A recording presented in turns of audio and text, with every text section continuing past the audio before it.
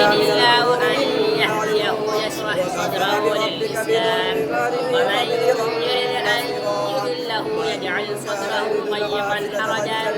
كأنما يصعد في السماء كذلك يجعل الله الرجس على الذين لا يؤمنون وهذا صراط ربك مستقيما قد فصلنا الآيات لقوم يذكرون لهم دار السلام عند ربهم وهو وليهم بما كانوا يعملون ويوم يحشرهم جميعا يا معشر الجن قد استكثرتم من الإنس وقال أولياؤهم من الإنس ربنا استمتع ببعض وبلغنا أجلنا الذي أجلنا قال إياه خالدين فيها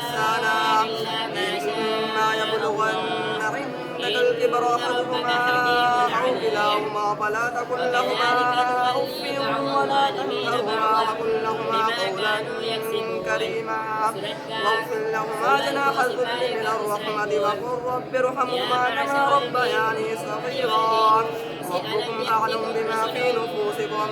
إن تكونوا صالحين فإنه كان للأوابين غفورا وآت ذا القربى حقه والمسكين وابن السبيل ولا تبذر تبذيرا إن المبذرين كانوا إخوان الشياطين وكان الشيطان به كفورا وإما تعرضن عنهم ابتغاء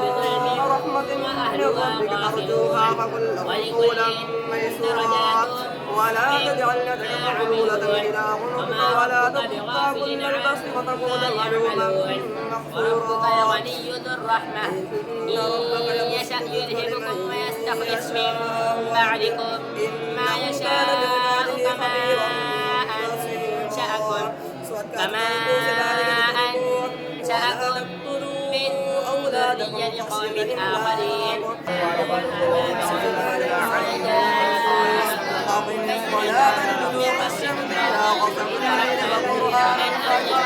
إن القرآن القديم